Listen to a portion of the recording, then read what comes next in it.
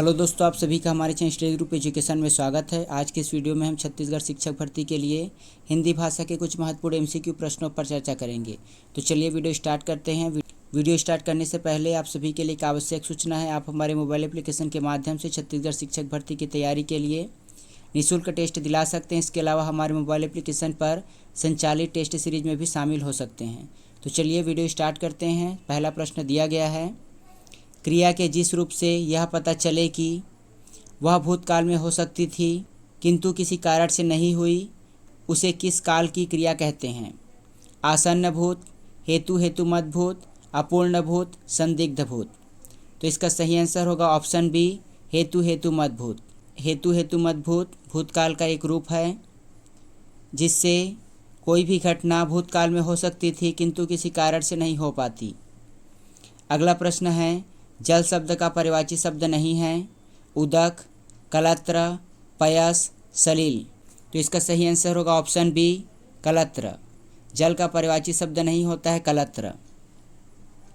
अगला प्रश्न है, वह तेज आंधी जिसके साथ बारिश भी हो, वाक्यांश के लिए एक शब्द क्या है? आंधी, तेजायतन, चक्रांक, झंगिया। तो इसका सही आंसर होगा ऑप्शन डी, झंगिया। जब तेज आंधी के साथ बारिश भी होती है तो उसे झंगिया कहा जाता है। अगला प्रश्न है, यमुना का परिवाची शब्द नहीं है, तरलिजा, कौस्तुभ, कालिंदी, सूर्यतन्या। तो इसका सही आंसर होगा ऑप्शन बी, कौस्तुभ।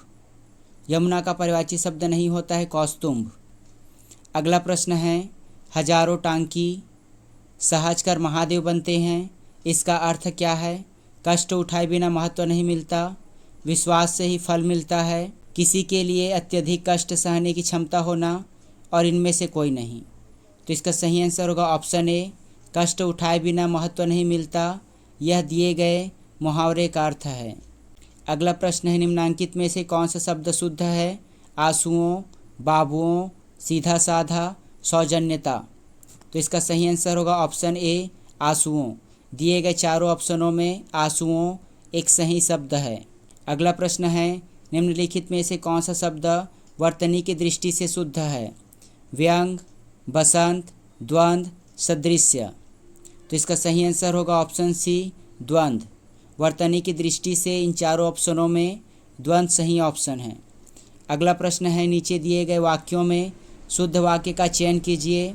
तब शायद काम जरूर हो जाएगा, वह व्यंजन बना रही थी, उसकी गर्दन शर्म से नीचे थी, इस 10 वर्षों में देश में काफ़ी प्रगति की। तो इसका सही आंसर होगा ऑप्शन बी, वह व्यंजन बना रही थी। दिए गए वाक्यों में शुद्ध वाक्य है। अगला प्रश्न है, संसार की किस भाषा में पूरे के पूरे शब्द हैं जिसमें एक भी स्वर नहीं है? चीन की भाषा में, अफ्रीका की भाषा में, भारत की भाषा में, अरब की भाषा में।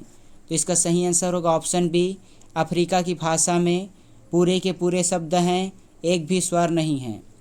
अगला प्रश्न है, मरमर शब्द का दूसरा नाम है अर्धघोष, पूर्णघोष, मौखिक, जपित। तो इसका सही आंसर होगा ऑप्शन ए, अर्धघोष। मरमर स्वर को अर्धघोष कहा जाता है।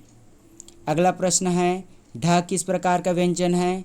संघर्षी व्यंजन, पार्श्विक व्यंजन, स्पर्श व्यंजन, उत्क्षिप्त व्यंजन। तो इसका सही आंसर होगा ऑप्शन बी, पार्श्विक व्यंजन। ढ एक प्रकार का पार्श्विक व्यंजन है। अगला प्रश्न है, निम्नलिखित में सही वर्तनी वाला शब्द है? चरमोत्कर्ष, महत्वाकांक्षा, मुर्मूर्ष, दायित्व। तो इसका सही आंसर होगा ऑप्शन सी, मुर्मूर्ष। दिए गए ऑप्शन में सही वर्तनी शब्द है।